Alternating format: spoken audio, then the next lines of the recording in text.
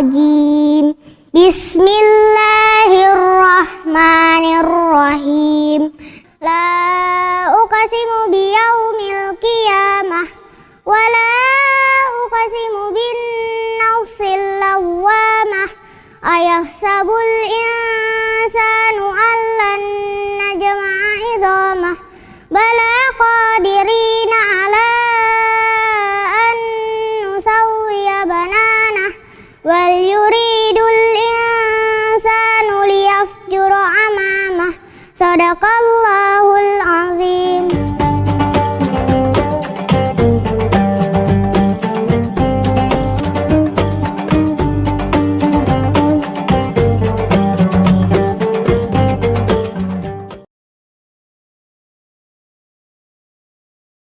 Bismillahirrahmanirrahim.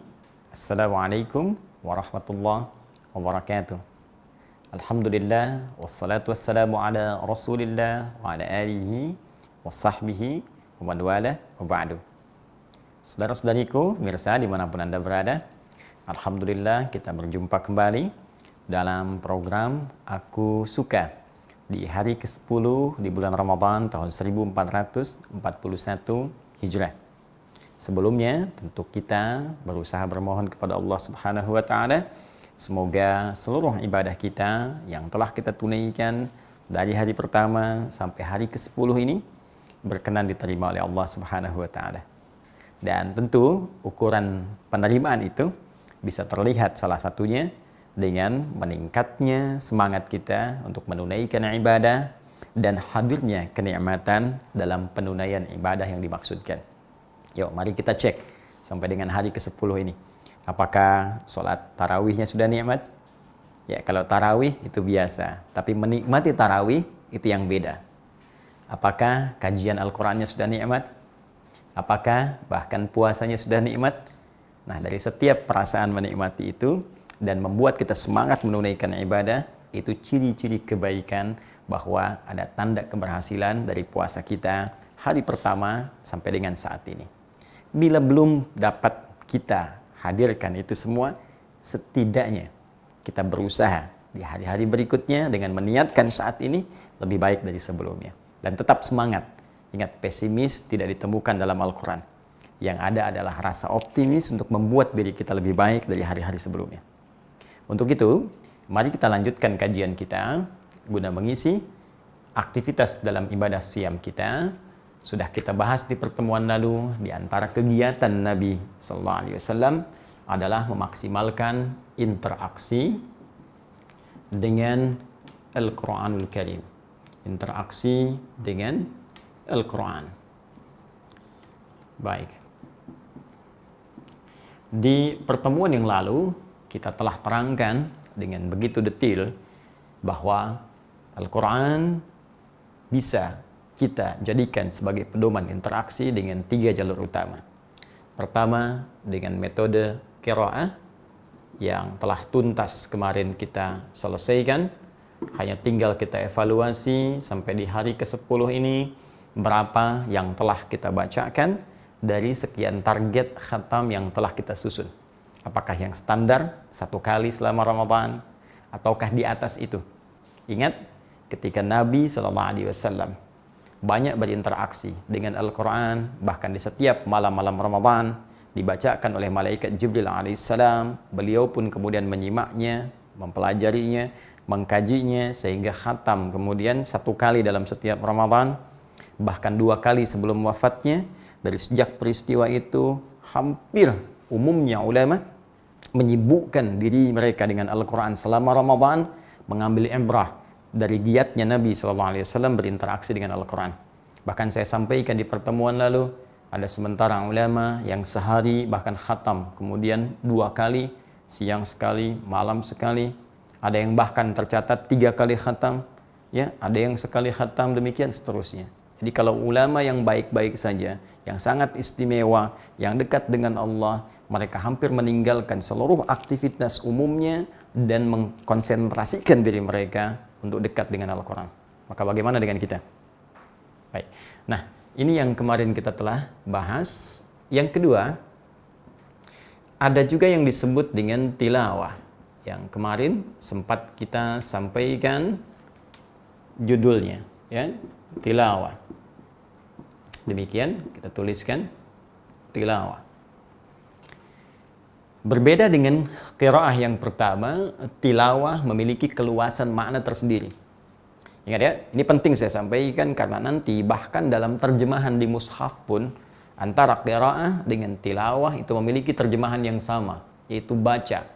Ya, membaca atau kata perintahnya bacalah. Ya, saya beri contoh pada Anda buka misal Al-Quran surah ke-96 Al-Alaq ayat pertama, lalu Anda bandingkan antara bacaan dan terjemahannya dengan Quran surah ke-29 Al-Ankabut ayat 45. Di sini tertulis Iqra bismi rabbikal ladzi khalaq di mushaf Iqra. Demikian. Di sini tertulis di mushaf utslu ma uhya ilaika minal kitab. Utslu. Demikian. Ini Iqra, ini utslu. Lalu kemudian Anda perhatikan terjemahannya di dalam mushaf.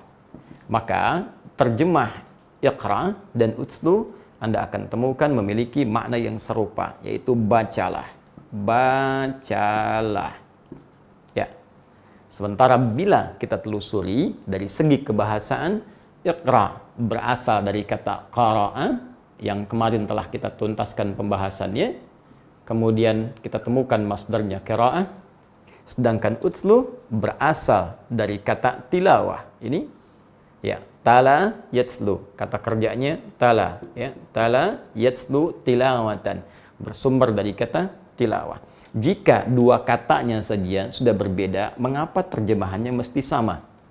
Ya, tentu dalam kaidah bahasa Arab sering saya sampaikan ada kaidah berbunyi demikian. Ya, ziyadatul mabna tadullu ala ziyadatil makna. Jika satu huruf saja bertambah pada satu rangkaian kalimat, maka tentu akan berbeda maknanya dari yang semula. Sekarang bukan sekedar bertambah. Kalau kita katakan misalnya fataha, ya, fataha, ini memiliki arti membuka, ya, fataha yaftahu. Sekarang kita tambahkan misalnya dengan tasydid, fattaha yufattihu, ya, fattaha, atau kita tambahkan alif, fataha, ya, yufatihu. Nah, ini ditambahkan tasydid saja sudah tak sama dengan yang awal. Fataha membuka, fattaha membuka pelan-pelan, membuka secara bertahap. Nah, sekarang ini Iqra, ini utslu, sudah bukan bertambah lagi, tapi secara akar kata sudah berbeda. Kalimatnya tidak sama. Tentu demikian, keduanya memiliki makna yang tidak serupa. Maka secara cepat, utslu berasal dari kata kerja tala, ya, ini kata kerja infinitifnya, fi'ilnya, ya, tala. Kemudian masdarnya tala yatslu tilawah. Baik, ini sifatnya tilawah. Secara bahasa dia memiliki tiga makna yang utama. Berbeda dengan yang ini. Ya, kalau yang ini sekedar baca saja pada umumnya tanpa menuntut pemahaman. Jadi yang diminta silahkan baca. Ya, walaupun tidak ada tuntutan secara umumnya untuk memahami apa yang dibaca. Karena itu kalau Anda sekedar qiraah ingin khatam Quran, ya tak baca terjemah pun tak ada masalah. Yang penting Anda baca sehingga lancar bacaan kita dengan baik dan benar dan tambah kuantitasnya. Tapi ketika masuk pada tilawah, maka dia memiliki tiga arti. Satu, baca. Yang kedua, pahami apa yang dibaca itu. Kaji, ya. Pahami, kaji, pelajari apa yang dibaca itu. Dan yang ketiga, berusaha untuk mengamalkan, mengaktualisasikan apa yang telah dipahami dengan baik itu. Baca, pahami, amalkan. Itulah tilawah. Itulah utslu. Nah, karena itu yang paling menarik, teman-teman sekalian, dari sini ayat-ayat yang berbicara tentang tilawah umumnya meminta kita untuk mengkaji, memahami sesuatu hal sebelum kita kerjakan dalam aktualisasi kehidupan kita. Baik dalam konteks ibadah ritual ataupun dalam konteks ibadah muamalah secara sosial. Saya beri contoh misal, mohon maaf sekali, ya, perintah tentang sholat itu kan diawali dengan derivasi kata tilawah, utslu. Silahkan Anda buka Quran surah ke-29 ayat ke-45. Ya, insya Allah pertengahannya kita hafal, tapi awalnya jarang dibaca. Ya, pertengahannya saya yakin hafal. Kalau saya sebutkan satu bagian, Anda langsung bisa melanjutkan. Ya, inna sholata tanha. Tuh, kan? Langsung Anda bisa lanjutkan. Tapi bagaimana dengan awal ayatnya? Itu kan baru pertengahan. Awal ayatnya, utlu ma uhya ilaika minal kitab wa aqimis shalah. Inna sholata tanha 'anil fahsya wal munkar. Baik, utlu. Ya, Allah memberikan perintah sebelum kita menunaikan sholat. Sebelum kita melaksanakan ibadah sholat itu, utlu ma uhya ilaika minal kitab. Ini perintah pada Nabi Muhammad SAW sekaligus isyarat kepada kita untuk meneladaninya. Baca dulu. Ya, pahami dulu. Setiap ketentuan yang diwahyukan pada Nabi Muhammad SAW yang tertuang dalam Al-Quran. Ya, lalu kemudian dijelaskan oleh Nabi, dicontohkan oleh beliau. Dalam konteks sholat, sebelum menunaikan sholat, pelajari dulu segala tuntunan dalam sholat. Bagaimana cara menunaikannya, ya, gerakannya, bacaannya. Ya, setelah itu, pahami. Kalau Anda menyebutkan Allahu Akbar bertakbir, kemudian lisan bertakbir, maka pikiran kita gunakan untuk memahami, untuk menerjemahkan apa yang kita ucapkan. Kalau kita gunakan dengan baik, maka dampaknya ke jiwa akan hadir kehusyuan. Contoh, Anda ucapkan Allahu Akbar dengan lisan, tangan bergerak. Kemudian pikiran menerjemahkan, Allah Maha Besar. Hati meresapi, ya Allah, aku ikrarkan Kau yang Maha Besar. Kenapa dalam hidup aku selalu merasa besar?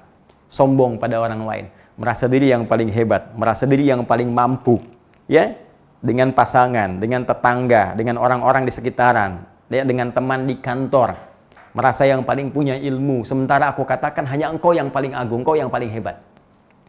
Yo, Anda bisa katakan demikian. Maka ketika Anda bisa mengatakan sebuah kalimat dalam sholat sesuai petunjuk bacaan yang dibenarkan, lalu pikiran menerjemahkan, hati meresapi, sekarang perhatikan bagaimana dampaknya pada kekhusyuan ibadah kita.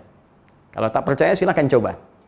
Dan ini adalah di antara langkah yang bisa mematikan gerakan setan untuk bisa menggoda kita saat menunaikan sholat.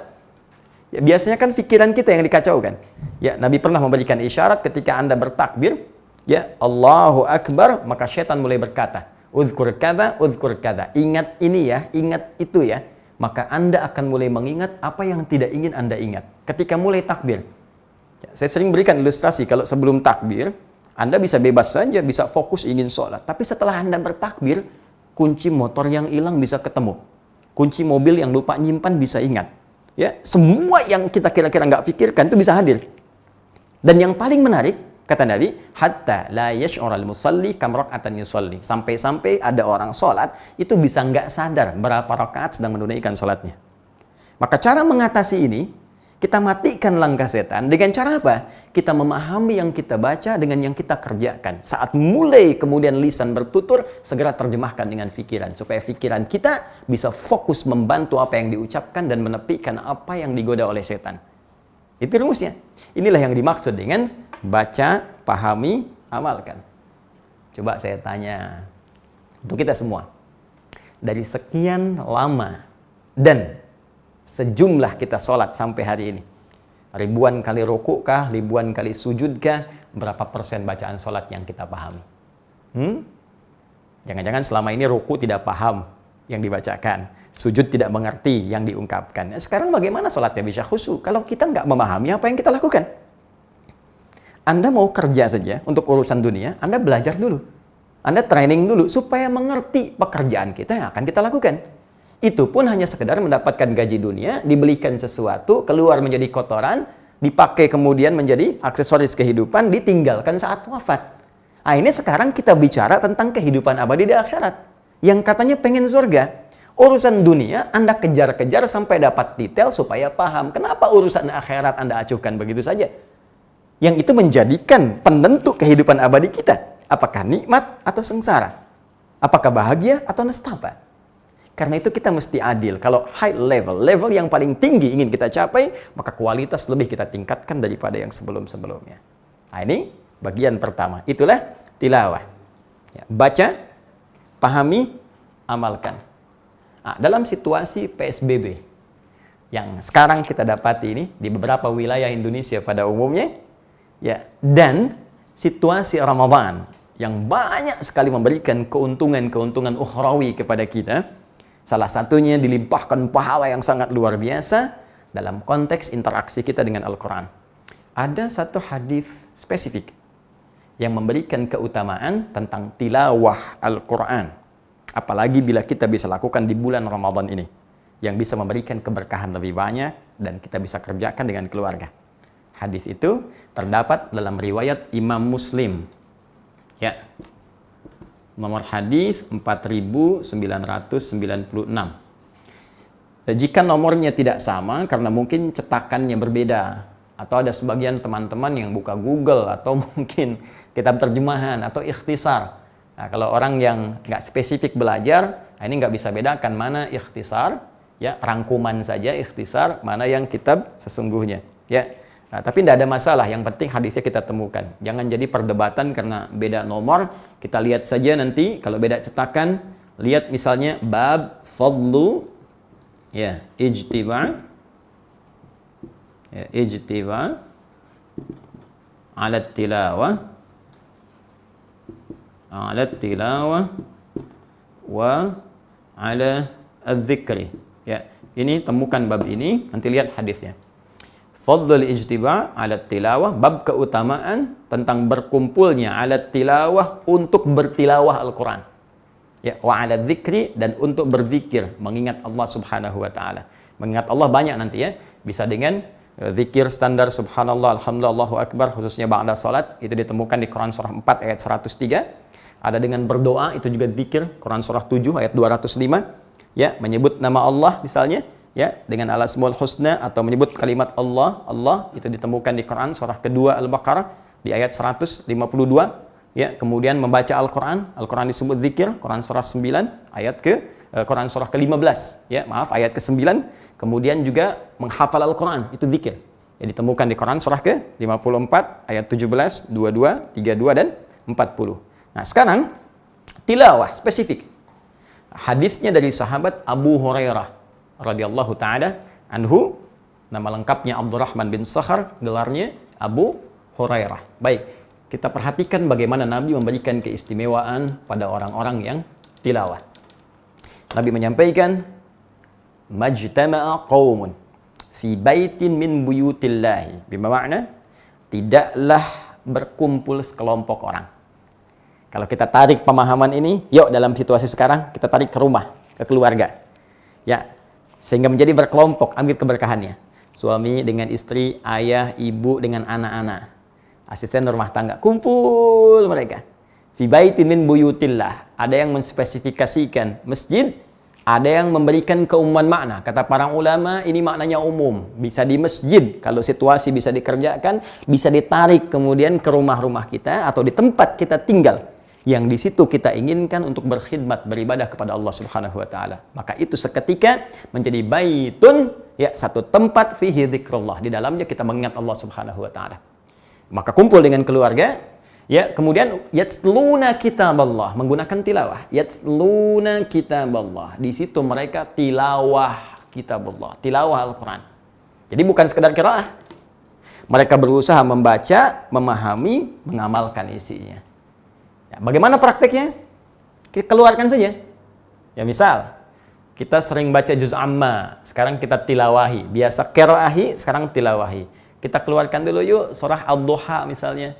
Ya, maka kita keluarkan surahnya, baca bareng-bareng dulu. Si kecil suruh baca, kakak kemudian baca, adik menerjemahkan. Setelah itu tilawahi, lihat maknanya. Apa kata para ulama? Asbabun nuzulnya apa? Maknanya apa? Kemudian pahami dengan baik serta amalkan isinya dalam kehidupan kita. Allahu Akbar.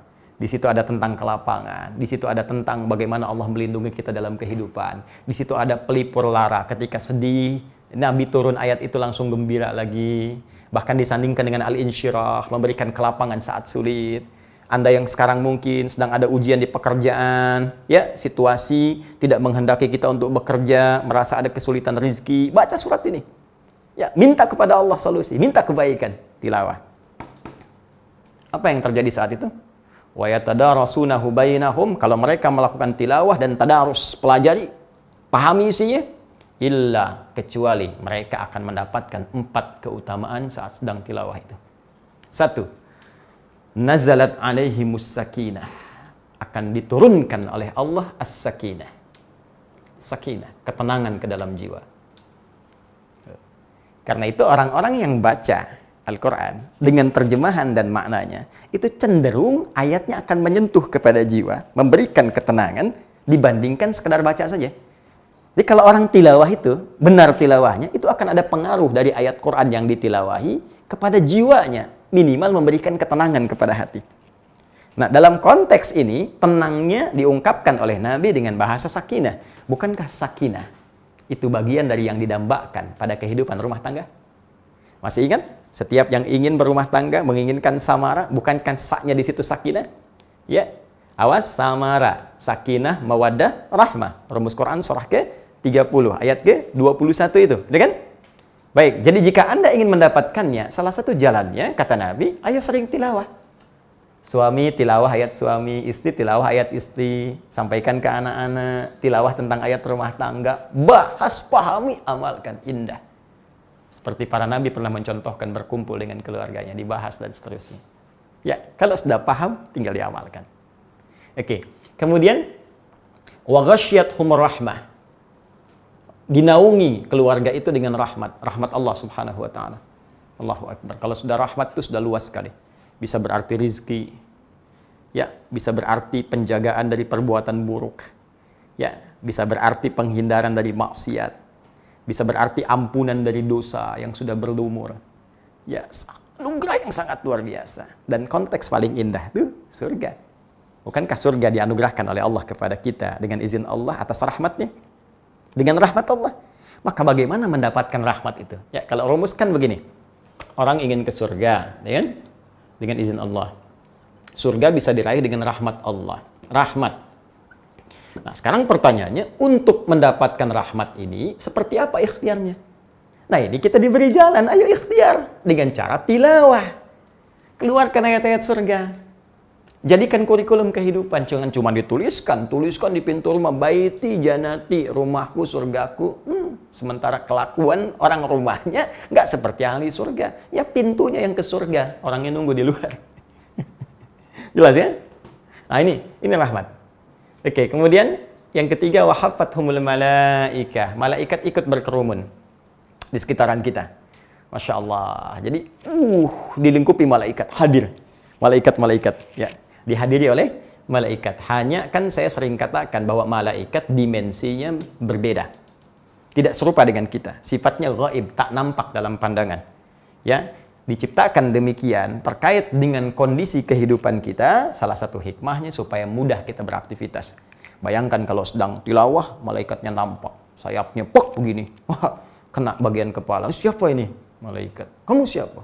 Malaikat maut. Oh, nggak jadi Anda tilawah. Ya? Nah, maka dijadikan ghaib, tak nampak dalam pandangan, tapi keberkahannya banyak. Kalau malaikat sudah ada, Masya Allah, kita berdoa, amin, kata malaikat, dikabulkan oleh Allah. Kita mohon ampunan, kata malaikat, ya Allah ampuni dia, diampunkan. Itulah bagian dari terindah dari tilawah. Dan yang keempat, yang terakhir, wa dzakarahumullahu fiman indah, disanjung-sanjung oleh Allah, ya, di sekitar makhluk yang hadir di sekitar Allah Subhanahu wa taala, sekitar arsy-Nya. Disanjung. Wah, si fulan sedang tilawah, keluarga fulan sedang tilawah. Anda disanjung oleh tokoh di Indonesia saja, bahagianya luar biasa. Anda disebutkan oleh orang-orang berpengaruh, senangnya luar biasa. Sekarang Allah menyanjung-nyanjung Anda. Apa enggak ingin selama hidup pernah disanjung sekali saja? Orang mau disanjung sampai bikin sinetron, tersanjung, misalnya kan? Nah, Anda ini ada peluang disanjung Allah. Kenapa enggak dimaksimalkan? Ya Allah, ayo. Hadirkan diri kita, mantapkan tilawah kita, dan hikmahnya bukan sekedar mendapatkan pahala bacaan, karena orang tilawah pasti qiraah, bukan sekedar dapat pahala bacaan saja, tapi dia mendapatkan tambahan seperti diungkapkan ini. Maka semoga dengan itu bisa menambah wawasan kita, bisa meringankan aktivitas kita dengan hadirnya pemahaman yang kuat dan menghadirkan kekhusyuan saat kita menunaikan ibadah. Selain dua hal ini, qiraah dan tilawah, ada bagian yang paling dahsyat, yang kalau kita bisa siapkan di keluarga kita, maka dia akan menjadi pemimpin keluarga besarnya ke surga dan dibanggakan oleh semua penduduk langit saat dia masuk ke surga dengan menempati posisi surga tertinggi di hadapan Allah Subhanahu wa taala. Siapa orang ini? Siapa keluarga dimaksud? Apakah boleh jadi itu keluarga kita? Kita lihat di edisi yang ke-11 pada program Aku Suka esok hari dengan izin Allah Subhanahu wa taala. Subhanakallahumma wa bihamdika asyhadu an la ilaha illa anta astaghfiruka wa atubu ilaik wa akhiru da'wana alhamdulillahi rabbil alamin. Assalamualaikum warahmatullahi wabarakatuh.